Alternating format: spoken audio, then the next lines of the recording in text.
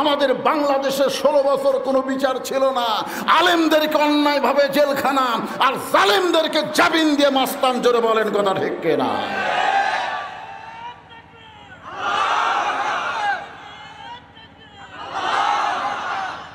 কোনো বিচার ছিল না।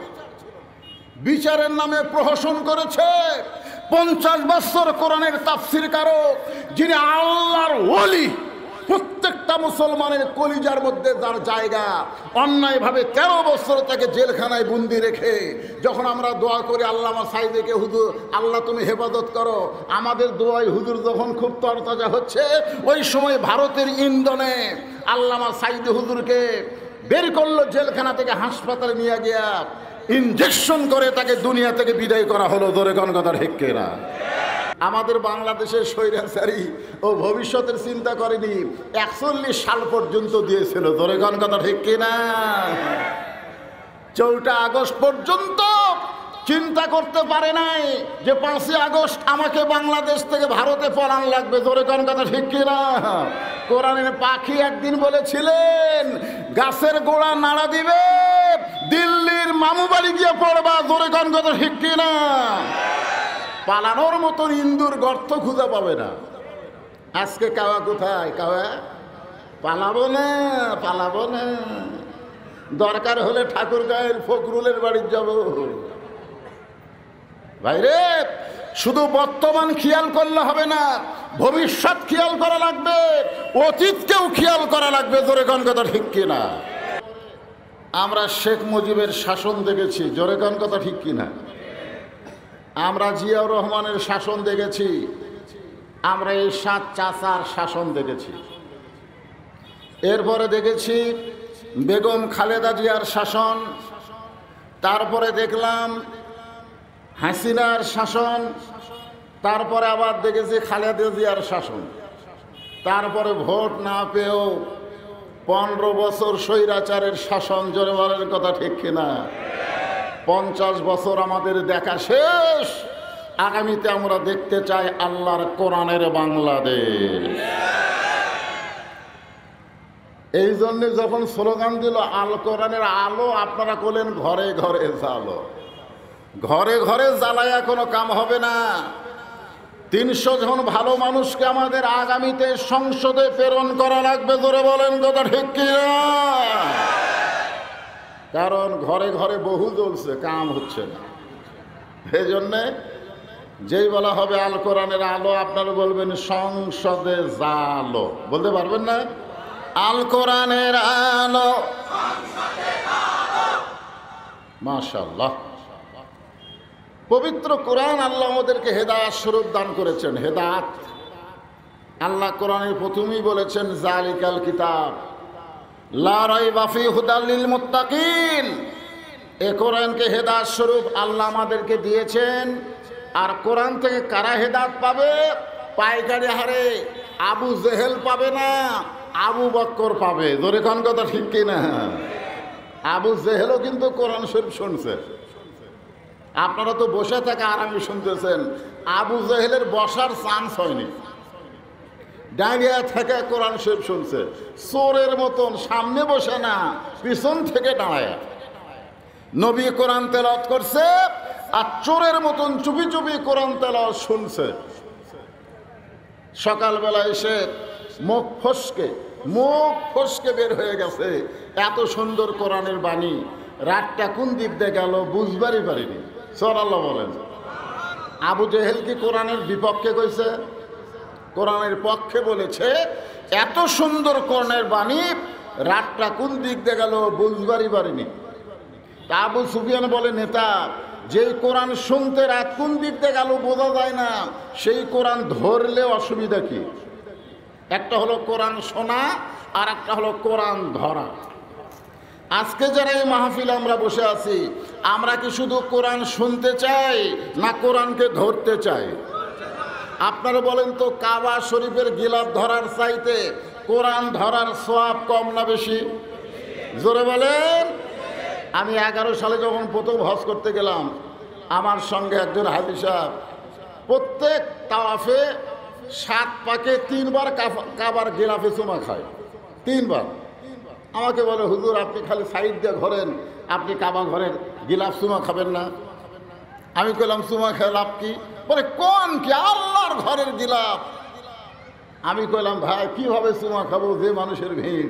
কয় হুজুর খালি এরকম কুনা মারবেন আর সামনে যাবে, রাস্তা বার হয়ে যাবে, চুমা খাবে। আমি লোকটার হাত ধরে বললাম, 1,00,000 বার কাবার গিলাফ চুমা খেয়ে কোনো সোয়াব হবে কিনা আমি জানি না, তবে একবার আল্লাহর কোরআনকে যদি চুমু দাও এর চাইতে 1,00,000 গুণ বেশি সোয়াব হবে। লোকটা আশ্চর্য হয়ে বলল, কেমনে? আমি বললাম, কাবা আল্লাহর ঘর, কিন্তু আল্লাহ কাবার হেফাজতের দায়িত্ব নেয় নাই। আর কোরআন আল্লাহর কিতাব, স্বয়ং আল্লাহ তাআলা কোরআন হেফাজতের দায়িত্ব নিয়েছে। ধরে বলেন কথা ঠিক কিনা? কাবার পাশে যদি আল্লাহওয়ালা না থাকে, কাবার মধ্যে মূর্তি ঢোকে। ধরে বলেন কি ঢোকে? এ কথা কন না কেন? নবী যখন হিজরত করে মদিনায় গেছিলেন, মক্কা বিজয়ের পরে কাবা ঘরের দরজা খুলে দেখে কাবার ভিতরে 360টা মূর্তি। তার মানে বোঝা গেল আল্লাহর ঘরের মধ্যে কাফেররা মূর্তি ঢুকাবার পারে, আল্লাহ কিছুই করে না। 1400-1500 বছর কোরআনের বয়স হয়ে গেল, এখন পর্যন্ত কোরআনের ভিতরে একটা জের জবর নোক্তাকেও ঢুকাবার পারেনি। জোরে কোন কথা ঠিক কিনা? তাহলে কি বুঝলেন? আপনারা মসজিদ তৈরি করতেছেন, মসজিদের আশেপাশে আল্লাহওয়ালা থাকার দরকার আছে না নাই? আমি জয়পুরহাটে যাওয়ার সময় আক্কেলপুরে এক মসজিদে আসরের নামাজ পড়লাম, গোটা মসজিদ টাইলস খালি ধুলে। আমি মুয়াজ্জিনকে বললাম, কে ভাই গোটা মসজিদে আঙ্গুল দিলে ধুলা পাওয়া যায়, কারণ কি? বলে হুজুর আজান দেয়, আকামত দিয়ে কেউ আসে না। তো কেউ যদি না আসে আমি ধার দিয়ে করবো কি? একলা নামাজ পড়ি, গামছার 2 বাড়ি মারি। এই দেখেন আমি যেখানে নামাজ পড়বো এখানে ধুলে নেই। আমি বললাম, এত সুন্দর মসজিদ, মুসল্লি আসে না? কয় না হুজুর জুমার দিনে আসে। জুমার দিনে আসে, 5 ওয়াক্ত আসে না। তাহলে মসজিদে যদি মুসল্লি না যায়, সেই মসজিদে ঢুলে ঢোকে। ধরে কোন কি ঢোকে? আপনারা বলেন তো, আল্লাহর কোরআনের মধ্যে কিছু ঢুকছে? কেন ঢোকেনি? কারণ আল্লাহ নিজেই বলেছেন, ইন্না নাহনু নাযালনা যিকরা ওয়া ইন্না লাহু লাহাফিজুন। এই কোরআনকে আমি জিকির হিসাবে নাজিল করেছি, কোরআন হেফাজতের দায়িত্ব স্বয়ং আল্লাহ নিজে নিয়েছে। যেই কোরআনের আলোচনা তাফসির শোনার জন্য আপনারা এসেছেন, সেই কোরআন যদি বাংলার জমিনে আমরা দেখতে চাই, তাহলে শুধু কোরআনের ওয়াজ শুনলে হবে না, কোরআনকে বাস্তব জীবনে গ্রহণ করা লাগবে। জোরে কোন কথা ঠিক কিনা? কোরআনকে গ্রহণ করলে সে কেমন শক্তিশালী মানুষ হবে? মসজিদের মেম্বরে বসে হযরত ওমর নিজের গালে নিজে চড় মারতেছে। ডান হাতে ডান গালে চড় মারে, বাম হাতে বাম গালে চড় মারে। এমন সময় ওসমান গনি বলে, আমির আল মুমিনিন আপনি কি পাগল হয়ে গেলেন? নিজের গালে নিজে চড় মারতেছেন। ওমর ফারুক বলে, ওসমান আমার অতীতের কথা বারবার মনে হচ্ছে। ওসমান গনি বলে, আমির আল মুমিনিন আপনি অতীতের কথা কেন মনে করতেছেন? কারণ বর্তমান আপনি হলেন অর্ধ পৃথিবীর খলিফা। ওমর ফারুক বল, ওসমান প্রকৃত মানুষ যারা হবে তারা অতীতের কথা মনে করবে, ভবিষ্যতেরও চিন্তা করা লাগবে। আমাদের বাংলাদেশের স্বৈরাচারী ও ভবিষ্যতের চিন্তা করেনি, 41 সাল পর্যন্ত দিয়েছিল। ধরে কোন কথা ঠিক কিনা? 4 আগস্ট পর্যন্ত চিন্তা করতে পারে নাই যে 5 আগস্ট আমাকে বাংলাদেশ থেকে ভারতে পলান লাগবে। জোরে কোন কথা ঠিক কিনা? কোরআনের পাখি একদিন বলেছিলেন, গাছের গোড়া নাড়া দিবে, দিল্লির মামু বাড়ি গিয়ে পড়বা। জোরে কোন কথা ঠিক কিনা? পালানোর মতন ইন্দুর গর্ত খুঁজে পাবে না। আজকে কাওয়া কোথায়? কাওয়া পালাবো না, পালাবো না। দরকার হলে ঠাকুরগাঁয়ের ফখরুলের বাড়ি যাব। ভাইরে, শুধু বর্তমান খেয়াল করলে হবে না, ভবিষ্যৎ খেয়াল করা লাগবে, অতীতকেও খেয়াল করা লাগবে। জোরে কোন কথা ঠিক কিনা? ওসমান গনি বলে, আমির আল মুমিনিন অতীতের খবর কি? কারণ আপনার ভবিষ্যৎ যে ভালো এটা আল্লাহর নবী বলেছেন। এই দুনিয়াতে 10 জন মানুষকে আল্লাহ জান্নাতের সার্টিফিকেট দান করেছেন। জোরে বলেন কয়জন? তার মধ্যে ওমর ফারুক কয় নম্বর? কথা কয় না। 1 নম্বর। আচ্ছা, আপনার কি বাড়ির থেকে নিয়ত করেছেন যে বক্তার সাথে সাথে হাঁ হু করবো না? 1 নম্বর হলো আবু বকর, দরকার 1 নম্বরকে। 2 নম্বর হলেন হযরত ওমর, 3 নম্বর হলেন ওসমান গনি, 4 নম্বর হলো হযরত আলী, 5 নম্বর আব্দুর রহমান ইবনে আওফ, 6 নম্বর হলো জুবাইর, 7 নম্বর হলো তালহা, 8 নম্বর সাদ ইবনে আবু ওয়াক্কাস, 9 নম্বর আবু সাঈদ, আর 10 নম্বর হলো ওবাদা ইবনুল জাররাহ। এই 10 জন হলেন আশারে মুবাশশারা। তাহলে হযরত ওমরের ভবিষ্যৎ খবর কি? জান্নাতি। ওসমান গনি বলেন, আপনি বর্তমান অর্ধ পৃথিবীর খলিফা, আপনার ভবিষ্যৎ জান্নাত। তাহলে আপনার অতীতের খবর কি? ওমর ফারুক বললেন, অতীতে আমি খালার বাড়িতে রাখালি করতাম। কার বাড়ি? বিকেলবেলা যখন ছাগল নিয়ে আসতাম, আমার খালা আমার কান ধরে বলতো, ওমর, কয় ছাগল নিয়ে গেলে কয়টা ফেরত আনলে? আমি ছাগল গুনা দেখি 3-4টা কম। আমি আবার দৌড় দিলাম, ওই ছাগলগুলো খুঁজে খুঁজে নিয়ে খালারে যখন জমা দিলাম, খালা মাথার চুল ধরে বলল, ওমর, যেই ভুল আজকে করেছো, একই ভুল যদি আগামীকাল করো, তোমার রাখালির চাকরি ক্যান্সেল করে দেব। আমি তখন খালার পা ধরে বললাম, খালা, রাখালির চাকরি যদি ক্যান্সেল করে দেন, তাহলে থাকবো কোথায়, খাবো কি? একদিন যে ওমর রাখালির চাকরি রক্ষা করার জন্যে খালার পা ধরে কেঁদেছে, আজকে সেই ওমর অর্ধ পৃথিবীর খলিফা হয়েছে। এটা উমরের যোগ্যতাই নয়, এটা কেবলমাত্র আল্লাহর কোরআনের ওসিলায়। জোরে বলেন কথা ঠিক? আল্লাহর কোরআন ভিতরে ছিল বলে রংপুরের আবু সাঈদ সর্বপ্রথম 2 হাত বাড়ায় বলেছিল, মার মার। আপনারা খবর জানেন, আবু সাঈদ হলো শিবিরের সাথী। ধরে কান সুবহানাল্লাহ। আবু সাঈদ জানে বাতিলের সঙ্গে আপোষ করার কোনো সুযোগ নাই, বরং হকের পক্ষে জীবন দিয়া অমর হয়ে থাকতে চায়। ধরে কান কথা ঠিক কিনা?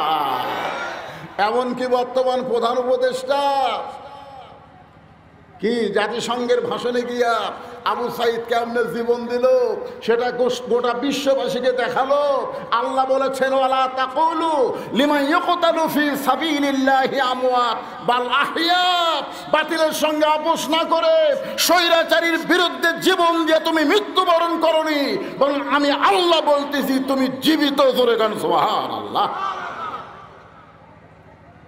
কি ভাবতেছেন? এ কোরআন যদি আমরা গ্রহণ করি, আল্লাহ রাখাল থেকে অর্ধ পৃথিবীর খলিফা বানায় দেয়। এখন সমস্ত মুসলমানকে বলতে হবে, এ কোরআনের ক্ষমতা আছে না নাই? জোরে বলা লাগবে, আছে না নাই? কেমন ক্ষমতা?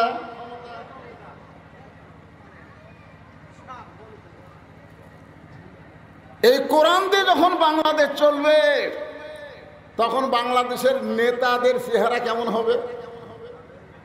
এখনকার নেতা আপনাকে সাবেক এমপি 10 বছর আমাকে ধনুর শেরপুরে ওয়াজ করতে দেয়নি। হাবিবুর রহমান কোথায় কোথায়? আমি শুধু বলেছিলাম, কোরআন দিয়ে যখন রাষ্ট্র চলবে, তখন এমপি মডেল মসজিদের খুতবা দেওয়া লাগবে। ধরে কোন কথা ঠিক কিনা? খালি মসজিদ বানালে হবে না, প্রত্যেকটা মসজিদের খতিব হবে এলাকার বড় নেতা। আর নেতার মুখে দাঁড়িয়ে নাই এই একটা কথায়, আপনাদের এমপি আমাকে 10 বছর এই 2 থানায় ওয়াজ করতে দেয়নি। কি ভাবতেছেন?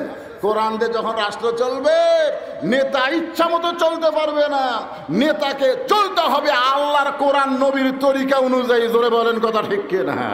এই জন্য আল্লাহ কোরআনে বলেছেন, আতিউল্লাহ ওয়া আতিউর রাসূল ওয়া উলিল আমরি মিনকুম। আল্লাহ অনুগত্য করো, নবীর তরিকা মোতাবেক চলো, আর তোমাদের আমিরকে তোমরা মানো। আমিরকে তোমরা মানো। বর্তমানে বাংলাদেশে একটা দলের আমির আছে না নাই? এ কথাখান আছে না নাই? সব দলে আমির আছে, নেতা আছে, আমির অউলিল আমরি। আপনি লম্বা জুব্বা গাওয়াত দিয়ে আমাদেরকে খাটো পাঞ্জাবি দিয়ে খুতবা দিচ্ছেন, আমাদেরকে খাটো পাঞ্জাবি দিয়ে আপনি লম্বা জুব্বা কোথায় পালেন এটা না বলা পর্যন্ত আপনার বক্তব্য, আপনার খুতবা আমরা শুনব না। আজকে যদি আপনারা বলেন এমপি সাহেব আপনি শেরপুর ধুনুটের এমপি হয়ে কানাডায় বাড়ি বানালেন কেন, বলা মাত্রই পুলিশ আপনাকে গ্রেফতার করবে। জোরে কোন কথা ঠিক কিনা? বাংলাদেশের মতন ৯৬টা, একটা না দুটা না, ৯৬টা দেশের খলিফা হযরত উমরের জুব্বা লম্বা। আমাদের বাংলাদেশের মতন কয় দেশ? কথা কয় না, কয় দেশ? ৯৬টা দেশের খলিফার জুব্বা লম্বা। আর ওয়াজ শুনবে না। ওমর ফারুক চোখের পানি নিয়ে কান্না শুরু করলেন। এমন সময় আব্দুল্লাহ ইবনে ওমর ৩০ পারা কোরআনের হাফেজ, ৬ লক্ষ হাদিসের হাফেজ। সুবহানাল্লাহ, জোরে কইতে পারলেন না? ওমর ফারুকের সন্তান কয় পারা কোরআনের হাফেজ? জোরে কোন কয় পারা? তার মানে বোঝা গেল নেতা শুধু নেতা না, নেতার সন্তানকেও যোগ্য শিক্ষা দিয়া মানুষের মতন মানুষ তৈরি করছে। জোরে কোন কথা ঠিক না? আজকের নেতাকে সন্তানের খবর কি? চেয়ারম্যানের বেটা R15 নিয়ে ঘরে, মেয়ে মানুষের অন্যা ধরে টান মারে। জোরে কোন কথা ঠিক কিনা? এই বকাটা কে রে? কয় চেয়ারম্যানের বেটা। ওরে বাবা রে, চেয়ারম্যানের বেটা। আর উপজেলার চেয়ারম্যান এমপি হলে তো কথাই নাই। অর্ধ পৃথিবীর খলিফা হযরত ওমরের সন্তান আব্দুল্লাহ বাবার পাশে দাঁড়ায় বলতেছে, রে নবীর সাহাবীরা, আমার বাবার লম্বা জুব্বা দেখে তোমরা খুতবা শুনবা না, কিন্তু আমার দিকে তাকায় দেখো। ওসমান গনি বললেন, আব্দুল্লাহ আজকে জুমার দিনে সবাই নতুন কাপড় পরে নামাজ পড়তে আইছে, আর তুমি পুরাতন কাপড় পরে কেন নামাজ পড়তে আসলা? আব্দুল্লাহ বলতেছে, আমি যদি তোমাদের মতন নতুন কাপড় পরতাম তাহলে আমার বাবার জুব্বা লম্বা হতো না। আমি যদি তোমাদের মতন নতুন কাপড় পরতাম তাহলে আমার বাবার জুব্বা কি হতো না? লম্বা হতো না।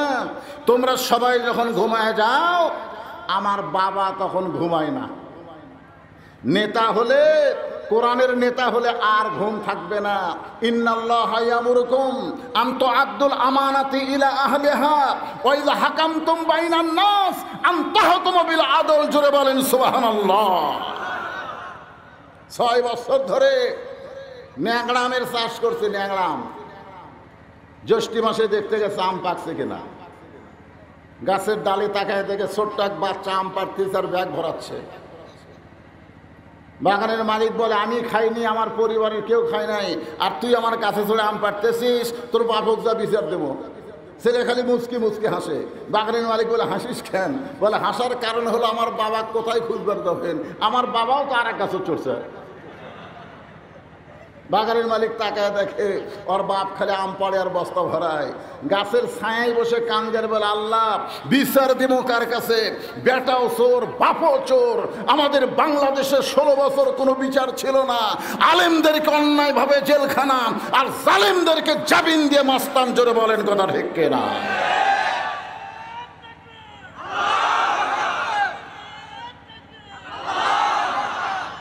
কোনো বিচার ছিল না।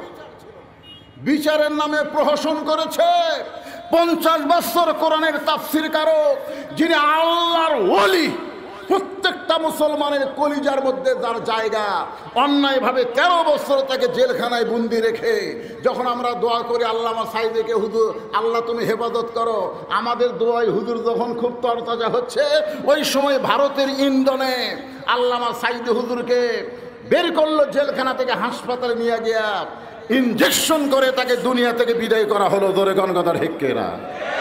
বিচার আছে? বাপও চোর, ধরে কোন বাপও চোর, শালা বেটাও। বিচার দিবেন কার কাছে? আর যখন আল্লাহর কোরআনের সমাজ চালু হবে, বিচার কারে কর? আব্দুল্লাহ বলতেছে, দুনিয়ার সবাই যখন ঘুমায়, আমার বাবা তখন ঘুমায় না। একদিন গভীর রাত্রে ঘুম থেকে চেতন পাইলাম। চেতন পাওয়ার পরে দেখি আমার মা দরজায় দাঁড়ায় আছে। আমি আব্দুল্লাহ চমকে গিয়ে বললাম, মা সবাই যখন ঘুম পাড়ে আপনি তখন দরজায় কেন? মা কান্দার বলে, আব্দুল্লাহ তুই জানিস না, যেদিন থেকে তোমার বাবা মদিনার খলিফা হয়েছে সেদিন থেকে তোমার বাবা ঘুমায় না। সবাই যখন ঘুম পাড়ে তখন চোরের মতন চুপি চুপি মানুষকে কেমনে কোথায় আছে দেখার জন্যে ঘুরে বেড়া। কোনো র্যাব আছে? অর্ধ পৃথিবীর খলিফার কোনো র্যাব আছে? কোনো পুলিশ আছে? একা একা ঘুরতেছে। মদিনার মরুভূমিতে তাঁবু টাঙ্গানো, দূর থেকে হযরত ওমর দেখে তাঁবুর মধ্যে বাচ্চা কাঁদতেছে আর মা বলতেছে, একটু ধৈর্য ধরো, গোশত সিদ্ধ হলেই তোমাদের খাবার দেব। ওমর ফারুক চমকে গেলেন। এত রাত হয়ে যায় তারপরেও মায়ের গোশত সিদ্ধ হয় না। কাছে গিয়ে বললেন, মা দুম্বার গোশত হলে 8 ঘন্টা লাগবে, উটের গোশত হলে 1 ঘন্টা লাগবে, এই গভীর রাত হয়ে গেছে, এখন পর্যন্ত তোমার গোশত সিদ্ধ হয় না, তোমার সন্তান ক্ষুধার জ্বালায় কান্দে, তোমার কি দয়া মায়া নেই? মেয়েটা পর্দার ভিতর থেকে বলে, পথিক এই গভীর রাত্রে তুমি আমার খবর কেন নাও? আমার বাড়ি হলো ইয়ামিন দেশে, আমি শুনতে পাইলাম মদিনার খলিফা নাকি ওমর খুব ভালো মানুষ। আমি ওমরের কাছে আমার 2টা এতিম বাচ্চাকে নিয়ে সাহায্য পাওয়ার আশায় ওমরের দরবারে গিয়ে দেখি এত মানুষের ভিড়, আমি ভিড় ঠেলে মহিলা মানুষ ওমরের কাছে যাওয়ার পারলাম না। আমি রাতের বেলা তাঁবু টাঙ্গাইছি, আগামীকাল সকালবেলা ওমরের দরবারে যাব। কিন্তু গভীর রাত্রে আমার 2টা সন্তান ক্ষুধার জ্বালায় যখন কাঁদতেছে, আমি তখন মা হয়ে তাদেরকে ঘুম পাড়ানোর সান্ত্বনা দেওয়ার জন্যে পানি আর পাথর পাতিলের মধ্যে দিয়া নিচে আগুন জ্বলায় বলতেছি, বাবা এই গোশত সিদ্ধ হলেই তোমাদেরকে খাবার দিব। কিন্তু আমার 2টা বাচ্চার এত ক্ষুধা, ওদের চোখে ঘুম ধরতেছে না। আমার মনে হয় ফজর পর্যন্ত আমার সন্তানকে আমি বাঁচাবার পারবো না। সঙ্গে সঙ্গে হযরত ওমর বলে, মা একটু ধৈর্য ধরো, মা একটু ধৈর্য ধরো। এক দৌড়ে বাইতুল মালের দরজায় আসলাম ডাক দিলেন। আসলাম বলে, আমিরুল মুমিনিন এই গভীর রাত্রে কি বলেন? বলে 1 বস্তা খাবার আমার মাথায় উঠে দে। আসলাম বলতেছে, আপনি হলেন আমির, আমি হলাম চাকর, কোথায় খাবার বস্তা নিয়ে যাওয়া লাগবে আমার হুকুম দেন। ওমর ফারুক বলে, আসলাম রে, একজনের পাপের বোঝা আর একজন কেউ টানবে না, দিয়ে আমার মাথায় উঠে দে। বিশাল খাবার বোঝা যখন মাথায় উঠে দেয়, ওমর ফারুক বস্তা নিয়ে যখন দৌড় মারতেছে, পিছন দিক থেকে আসলাম কান্দের বলে, আমিরুল মুমিনিন এত জোরে দৌড়ালে যদি আপনি পড়ে যান আপনার কষ্ট হবে। ওমর ফারুক বলে, আসলাম রে, নির্দিষ্ট সময়ে যদি জায়গা মতো যাবার না পারি তাহলে জাহান্নামের আগুনে আল্লাহ পাক আমাকে পুড়ায় ফেলবে। তাঁবুর পাশে গিয়ে বললেন, মা রুটি আর হালুয়া তৈরি করো। মেয়েটা রুটি হালু তৈরি করে ওমর ফারুকের হাতে যখন দেয়, ওমর ফারুক 2টা এতিম বাচ্চাকে 2 উরাতের উপরে বসায়া রুটি হালুয়া যখন ছিঁড়ে ছিঁড়ে মুখে দেয়, 2টা বাচ্চা খায় আর ওমর ফারুকের চেহারার দিকে তাকায় থাকে। ওমর ফারুক গভীর রাত্রে কান্দের বলে, আল্লাহ এ অধমকে জাহান্নামের আগুন থেকে তুমি বাঁচায় দাও। মেয়েটা বলতে, পথিক ভালো মানুষের গল্প শুনেছি, জীবনে কোনো ভালো মানুষ দেখে নাই, আজকে তুমি এত ভালো, আমার বিশ্বাস হয় তুমি যদি মদিনার খলিফা হইতা তাহলে আল্লাহ মদিনাকে জান্নাত বানায়া দিত। আব্দুল্লাহ বলতে, সাহাবীরা রে, তোমরা যখন ঘুমাও আমার বাবা তখন ঘুমায় না। গভীর রাত্রে আব্দুল্লাহ আমার দরজায় গিয়ে বলতেছে, আব্দুল্লাহ আব্দুল্লাহ। আমি দরজা খুলে তাকায় দেখি বাবা একটা কাপড়ের টুকরা নিয়ে দাঁড়ায় আছে। আমি বললাম, বাবা বাইতুল মাল থেকে আমার একটা কাপড় দিচ্ছে, আপনি আর একটা দিয়ে রাখছেন, তাহলে নেতার বেটা হওয়ার মধ্যে লাভ আছে। একটা পাশি আর একটা দিয়ে রাখছেন। ওমর ফারুক বলে, না বাবা আমি তোকে দিতে আসিনি রে, ইন্নাল্লাহা ইয়ামুরুকুম আন তুআদ্দুল আমানাতি ইলা আহলিহা ওয়া ইযা হাকামতুম বাইনান নাস আন তাহকুমু বিল আদল। যদি আমানতের খিয়ানত করি, গোটা মদিনা আল্লাহর আমানত, জোরে বলেন কথা ঠিক কিনা? বরং এই কাপড়টা আমার গায়ে খাটো হবে, তোরটা যদি আমারে দান করিস, তোরটা আর আমারটা মিলে আমি একটা লম্বা জুব্বা বানাবার চাই।